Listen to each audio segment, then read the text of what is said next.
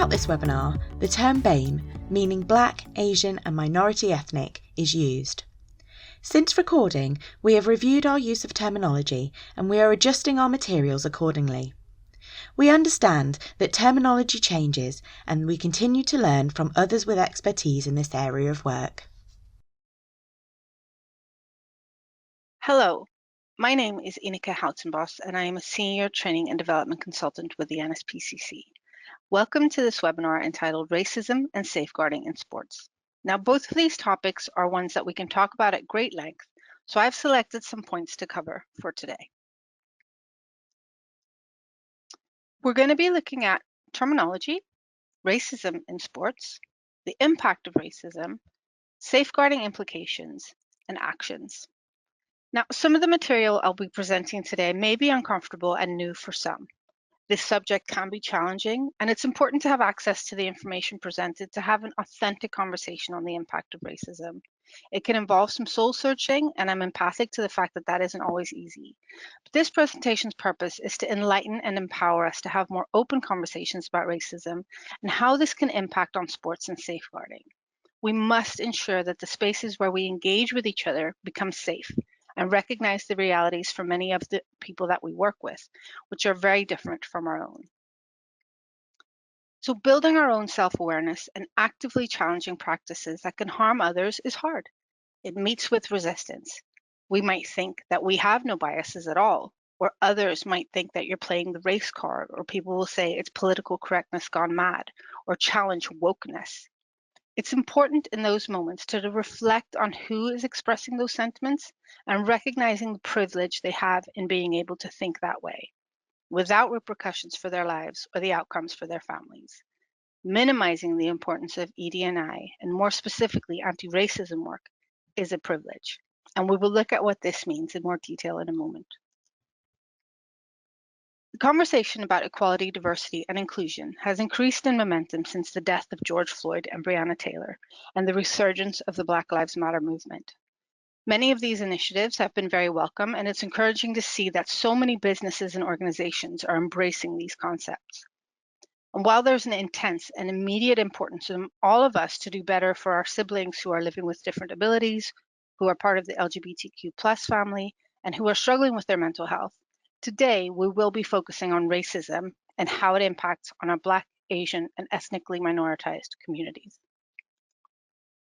The sporting world has always been a space where racism has been highlighted and protested. While this can make people uncomfortable, feeling sports should just be about doing the sport and not focusing on politics. While that would be ideal, it's unrealistic, and it's important to recognize that there is a privilege in thinking this way. Sport England's chief executive has written a heartfelt blog about the importance of tackling racism in sporting organizations. There was an overdue recognition that, though much progress has been made in tackling racism and racial inequalities across the sector, so much more needs to be done. And as a result, he's identified a number of initiatives to address this. Becoming a more diverse organization, so working closely with internal Black, Asian, Minority Ethnic Network and the Equality, Diversity and Inclusion Group to develop changes focused on leadership, attracting and retaining and developing Black, Asian and Minority Ethnic talent and wider staff engagement. Setting a new target to double the proportion of Black, Asian and Minority Ethnic background staff in Sport England over the next 5 years. Reviewing recruitment practices to ensure they're de-biased, transparent, equitable, and fair, and continue the Let's Talk About Race sessions run by business in the community. Increasing levels of Black, Asian, and minority ethnic leadership across the sector. So through a wide-ranging review of the Code for Sports Governance, which concluded in December 2020, a partnership with recruitment specialist Parrot Laver to identify and develop a pool of talented and diverse board candidates for funded organizations to use when recruiting for their board roles. Using the strategy to drive long-term change, so focus on using funding and expertise to help others in the sector tackle inequalities in society and helping underrepresented groups engage with sport and physical activity. Race and ethnicity will be a continued focus as they support the sector to use sport and physical activity to improve lives and communities around England. And then finally, focusing on ongoing work. So Equality Standards commissioned a complete review of the equality standards in sport, the Tackling Inequalities Fund, which was created to help reduce the negative impact of coronavirus and the widening of the inequalities in sport and physical activity on specific underrepresented groups, including a specific focus on Black, Asian, and minority ethnic communities. Growing partnerships, so funding a number of organizations and projects to support work to make sport more inclusive, and further investment into the University of London and Basketball League for their community development program. And these initiatives are really welcome and will go a long way to addressing the racial inequalities within sports.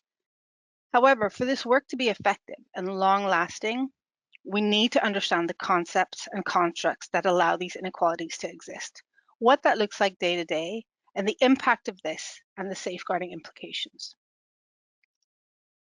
So I want to start to spend a little bit of time looking at the terminology that's being used to discuss this issue. First, what is unconscious bias?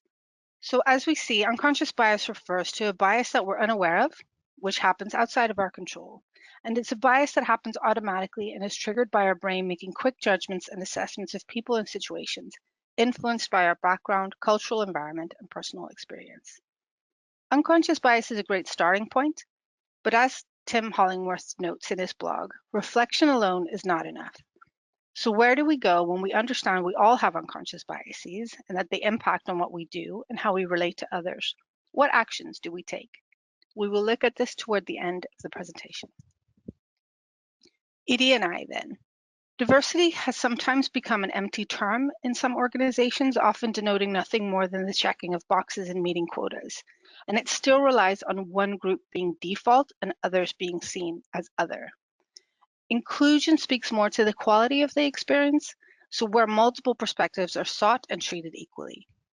Equity then asks us to disrupt the status quo, re-examine and overhaul power dynamics to create justice in the workplace. Privilege is a hard concept for people to understand because normally when we talk of privilege, we imagine immediate unearned riches and tangible benefits for anyone who has it. But white privilege, and indeed all privilege, is actually more about the absence of inconvenience, the absence of impediment or challenge. And as such, when you have it, you don't really notice it, but when it's absent, it affects everything that you do. So John Amici said that white privilege doesn't mean you haven't worked hard or you don't deserve the success you've had. It doesn't mean that your life isn't hard or that you've never suffered. It simply means that your skin color has not been the cause of your hardship or suffering. White supremacy then, and a simple definition of this is the belief that white people are better than other races and should be in power. But it doesn't fully reflect the meaning of this word when we put it into the context of systems and institutionalized racism. And we often think about white supremacy in its more overt and aggressive form. However, white supremacy is much more insidious than that. When we look at the colonial pasts of varied European nations, the wider implications of white supremacy become clear. Because in order to reconcile the treatment of Native peoples, our European forebears had to dehumanize them. This raised a movement of pseudoscience to prove, in inverted commas, that Black and Brown people were somehow less than, again in inverted commas. We can imagine that we've moved past this, that science has moved past this, but we would indeed be imagining things. The pseudoscience endures in the shape of myths around Black and Brown people that still damage us today. For example, James Marion Sims was the father of modern gynecology, and he conducted his research on enslaved Black women without any pain relief, under the belief that Black people do not feel pain in the same way that white people do. Today, in both the US and the UK, more Black and Brown women die in childbirth because they're less likely to be taken seriously when speaking up about concerns, and in general, are given less pain medication than white women. Another example is that Black people are good at certain sports, such as running, thereby funneling them into specific sports and denying them opportunities in others. And in terms of Black people being good at running, this potentially comes from the domination of Kenyans in long-distance running. But the people that we're comparing the rest of the African diaspora to are a particular group of runners from the Nandi Valley in Kenya, not Africa as a whole.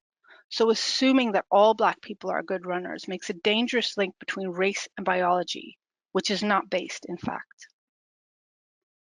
So white supremacy is about recognizing that white people maintain an educational, income, wealth, and political advantage.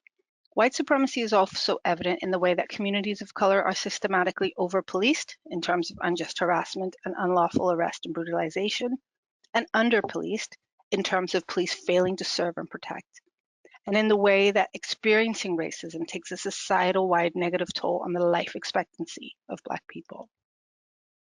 So what is racism then?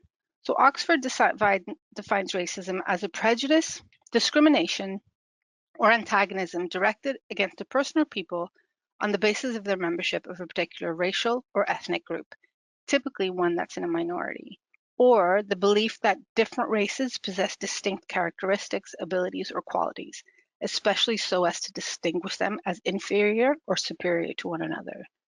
And again, we imagine racists are terrible people. We picture people like Nazis or members of the KKK. But in her book, White Fragility, Robin DiAngelo refers to this as the good-bad binary. If we define racism as something that only bad people commit, then of course, most of us are not racist. But in her piece, How You Define Racism May Stop You From Seeing It, So What Definition Do You Hold? Faima Bakar states that our current understanding of the concept of race needs to evolve to show that good, honest people can do racism too, and that they can uphold the structures that prop up racism. It means that when we're trying to determine whether something is racist, we are focusing on the extreme, which is not always useful. Anti-racism, then, is a form of action against racism and the systemic racism and oppression of marginalized groups. Being anti-racist is based on the conscious efforts and actions to provide equitable opportunities for all people on an individual and systemic level.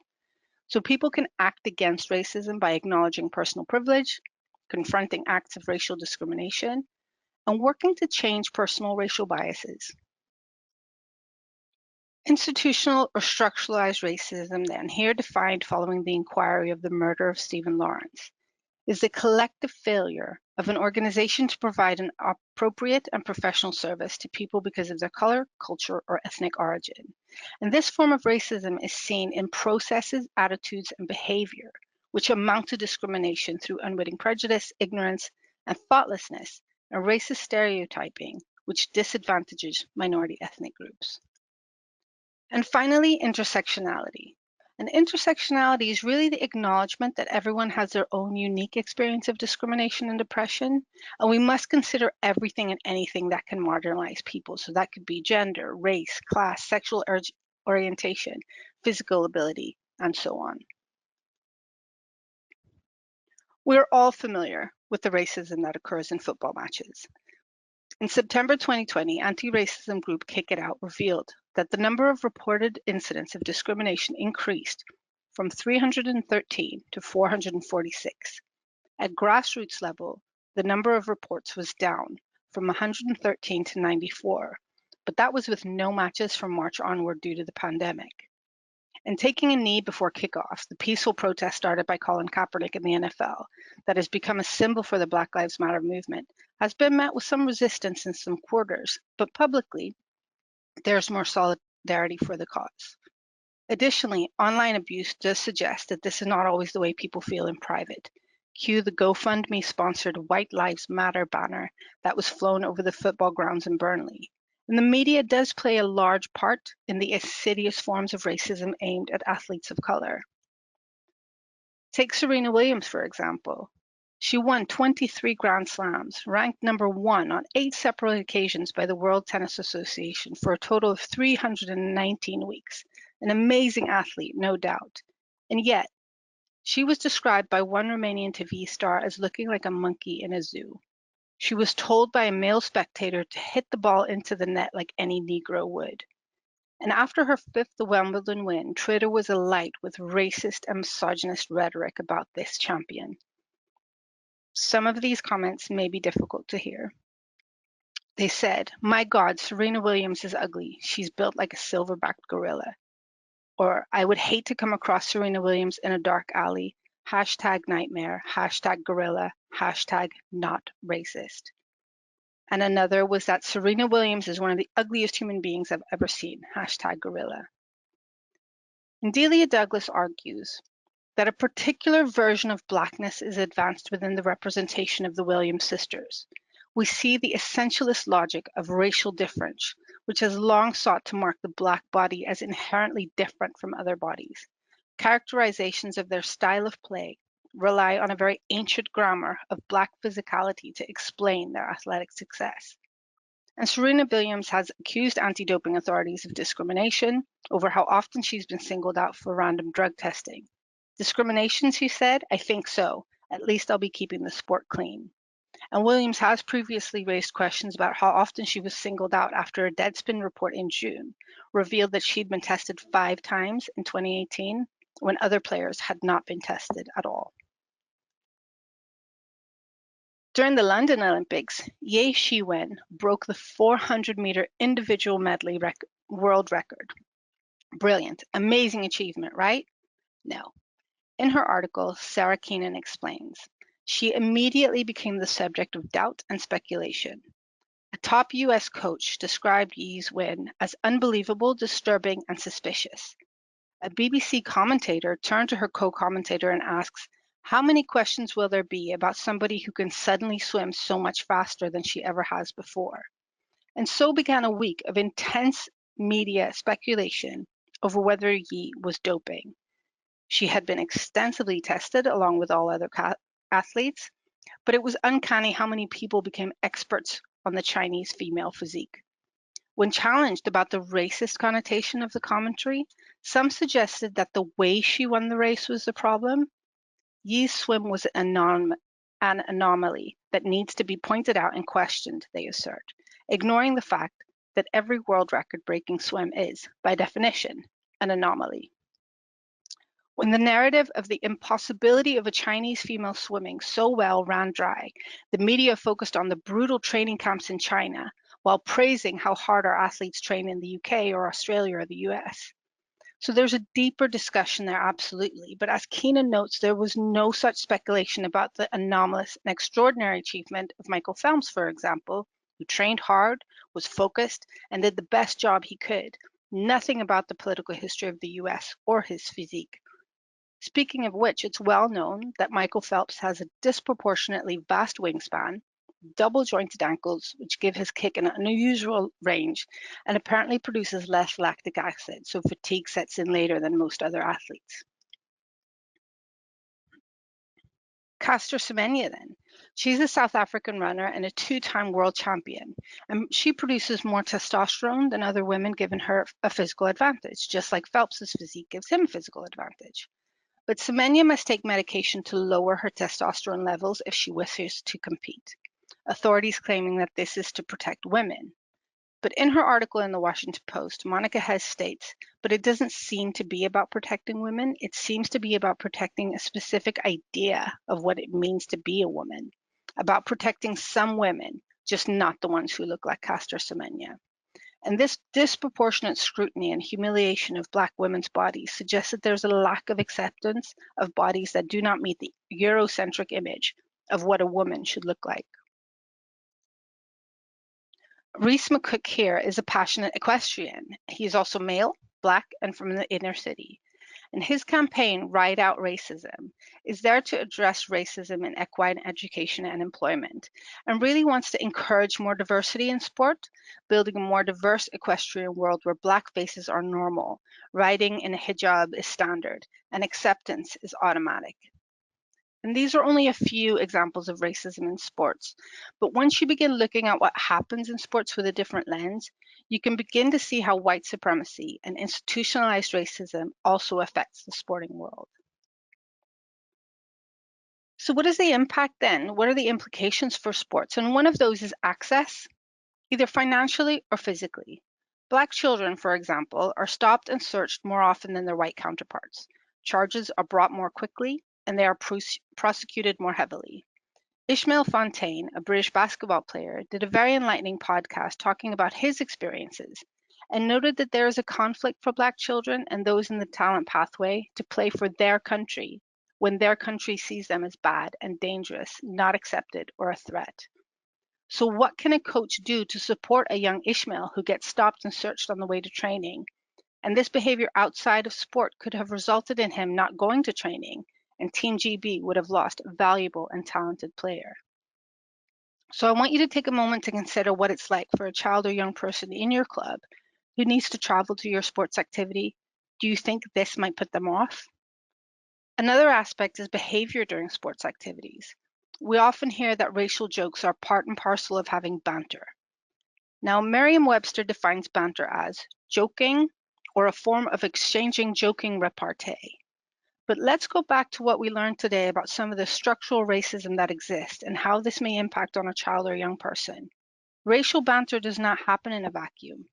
It happens within the current context, the murder of George Floyd and Breonna Taylor, the media, populist politician propaganda, and an alarming increase in racial abuse and tension since the Brexit vote. Children and young people are not immune to this, and while we may see a snapshot of that banter taking place, we can forget this context at the expense of that child or young person's experience. The Safeguarding Sports Standard 5 covers equity, and 5.4 talks specifically about discriminatory, offensive, or violent behavior, and that being unacceptable. But how able are we picking up on those nuances of racism around and microaggressions that accompany this? What are the thresholds? We can't address issues that we do not fully understand.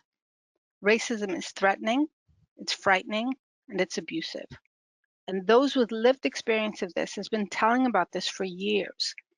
But if we look at it for what it is, racism generates a trauma response.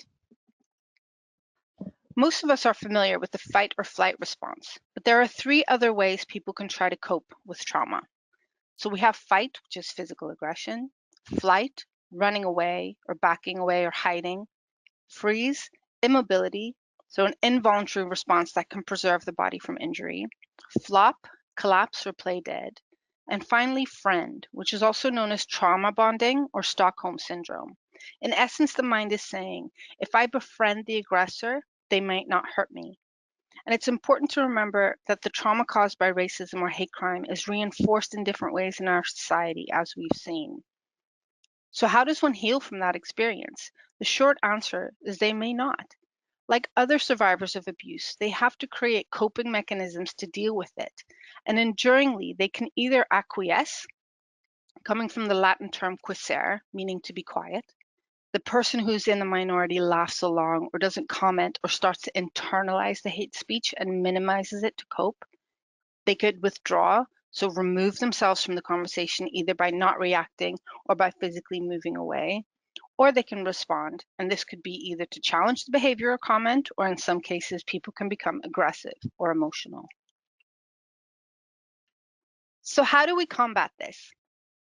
The initiatives we discussed at the beginning of the presentation are a great start, but even before that, we need to be mindful of how we have these difficult conversations in our clubs on the ground.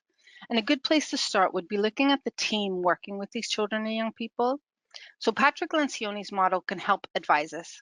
This model was designed to enable teams to function effectively in general, but we can apply this principle to having these conversations about race and racism too. So starting on building trust, Lencioni claims that teams who are unable to be vulnerable with one another encountered problems. These teams are unwilling to admit mistakes, acknowledge weakness, or ask for help. So in order to be open with one another, individuals need psychological safety to know that they can share the negatives of their experiences without fear of recrimination. So as team leaders and coaches, we need to create that space of safety. And sometimes that's about being vulnerable ourselves, being open to the concepts explained above, and raising awareness in the team. The next one is mastering conflict. So where trust is lacking, key issues can't be debated effectively because individuals stand to lose too much from the fallout. So Lencioni claims that conflict is simply an attempt to find the best possible solution in the shortest possible time, and that successful teams thrive on engaging in discussion about important topics. And often when we talk about racism, people worry about getting it wrong and thereby avoid the conversation. We no longer have that luxury. And it's important to remember that not talking about it openly is a form of privilege. So we must challenge this. The next then is achieving commitment. So without conflict, team members do not arrive at decisions, so plans are ambiguous or out of line with the team's objectives, and this lack of direction can harm engagement since individuals don't know where they fit in the grand scheme of things. And commitment doesn't necessarily come from complete consensus, but the team should have buy-in from everyone, even those who initially disagreed with a proposal. So everyone needs to be on board to have this conversation and affect real change in our day-to-day work with children and young people. We then have embracing accountability. So in a successful team, individuals are able to confront each other with concerns, whether in terms of behavior or performance. And while our lead coaches or governors do carry the brunt of accountability, we all have to hold ourselves and each other accountable for doing anti-racism work. It doesn't naturally happen through raising awareness. It's a start, but we have to put in that work. And then finally, focusing on results.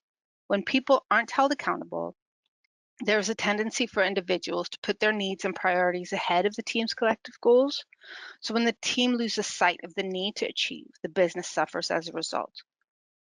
We can begin to become complacent. The urgency of doing anti-racism work may fade, especially when it doesn't affect us personally, but we must guard against this. We must have identified actions or indicators that we can hold ourselves accountable to ensure that we continue the work with our communities.